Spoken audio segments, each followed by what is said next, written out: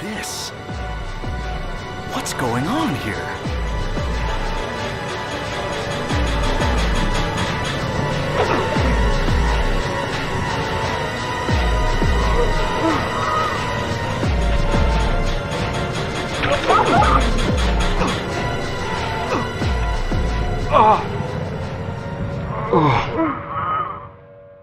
This segment alone, I think, encapsulated all the reasons why I find the first Silent Hill to be the scariest. The player has only been introduced to Silent Hill for mere minutes before entering this claustrophobic alley. This game does a fantastic job with messing with your head. The claustrophobia of the alley combined with the strange angles as it progressively gets darker really makes it feel like a nightmare.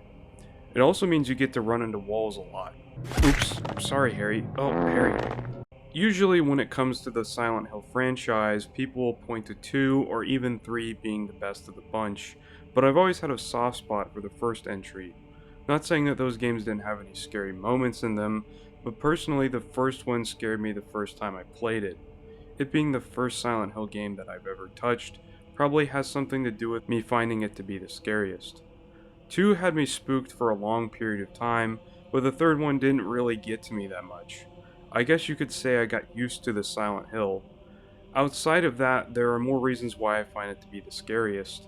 I'm going to start off with the limitations of the system.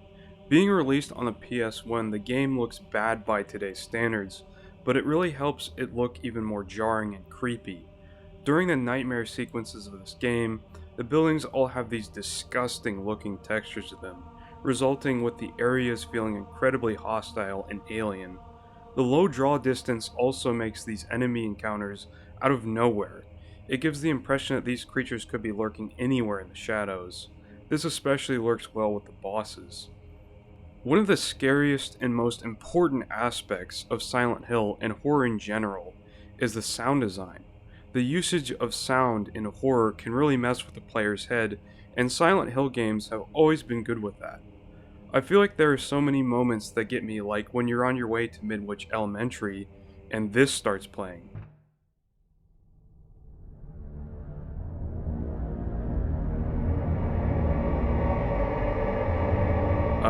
Hello? Anyone there? Akira Yamaoka produced the scariest soundtrack for this game. While the second and the third one have a more calm and relaxed sound to a lot of their tracks, this game is filled with tense industrial music. There's this one track that plays when you step outside of Midwich Elementary that has these crashing piano and whatever this is in the mix.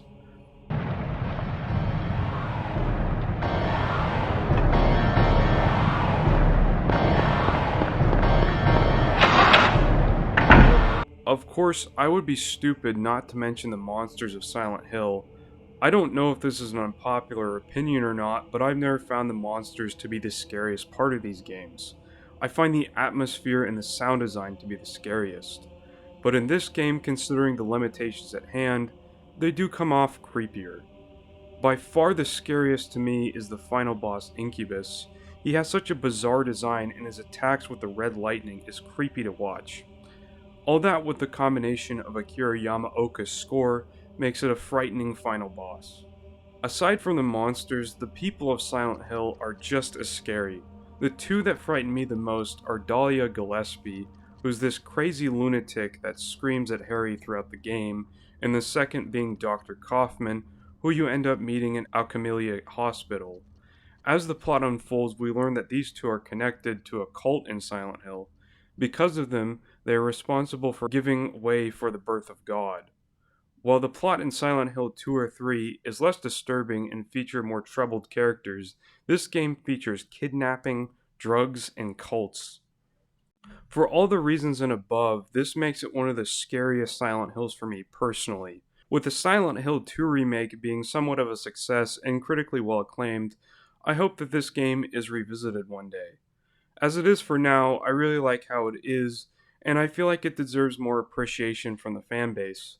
Let me know down below what you think is the scariest moment in this game, and leave a like for me as well.